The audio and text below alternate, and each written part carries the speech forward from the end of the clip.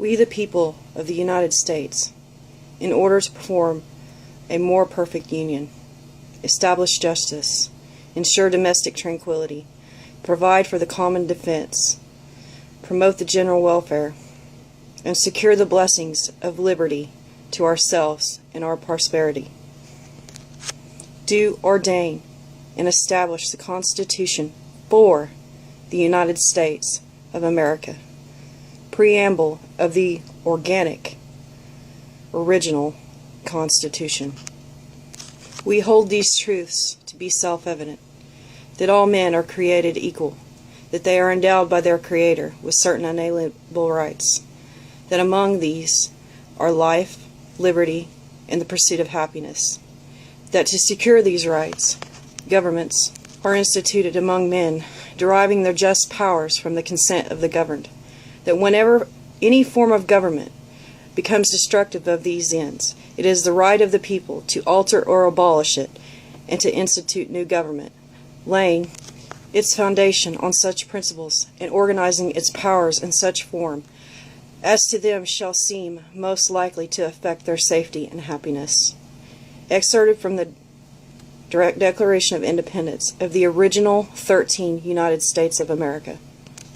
July 4th, 1776. The greatest experiment ever begun. It ended February 21st, 1871. The 41st Congress was in session.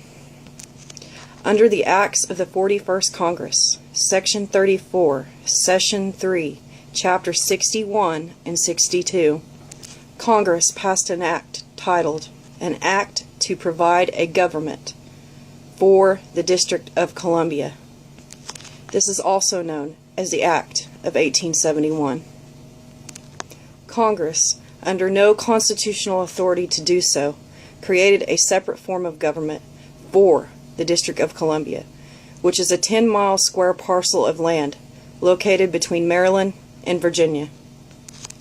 At the time, our country was in peril, suffering from bankruptcy due to the Civil War, a strategic maneuver by European interests, the international bankers.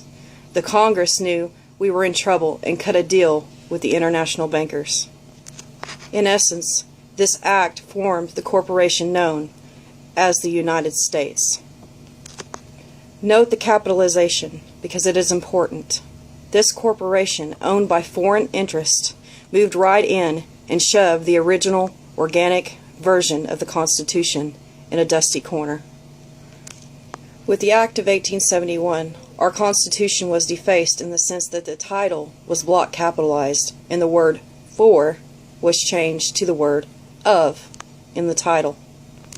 The original Constitution, drafted by the Founding Fathers, was written in this manner. The Constitution for the United States of America. The altered version reads, the Constitution of the United States of America. It is the corporate Constitution. It is not the same document you might think it is. The corporate Constitution operates in an economic capacity and has been used to fool the people into thinking it is the same parchment that governs the Republic. It absolutely is not. Capitalization, an insignificant change, not when one is referring to the context of a legal document. It isn't. Such minor alterations have had major impacts on each subsequent generation born in this country. What the Congress did with the passage of the Act of 1871 was to create an entirely new document, a constitution for the government of the District of Columbia. The kind of government they created was a corporation. The new, altered Constitution serves as the Constitution of the corporation and not that of America. Think about that for a moment. Incidentally, this corporate Constitution does not benefit the Republic. It serves only to benefit the corporation. It does nothing good for you or me, and it operates outside of the original Constitution. The 41st Congress was in session. The Republic fell legally on February 21st, 1871. long before any of us were born, long before our history books were written, long before the dollar, world wars, and the Depression. So, Congress committed treason against the people, who were considered sovereign under the Declaration of Independence and the Organic Constitution. When we consider the word sovereign, we must think about what the word means. According to Webster's Dictionary, sovereign is defined as 1. Chief or highest supreme. 2. Supreme in power, superior in position to all others. 3.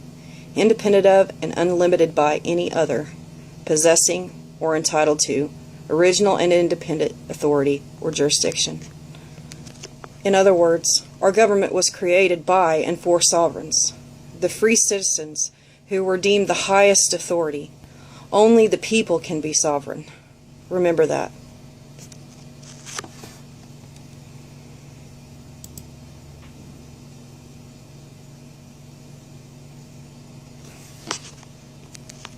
Government cannot be sovereign. We can also look to the Declaration of Independence, where we read, "Government is subject to the consent of the governed."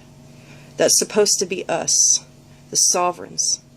Do you feel like a sovereign nowadays? I refer you to the United States Code.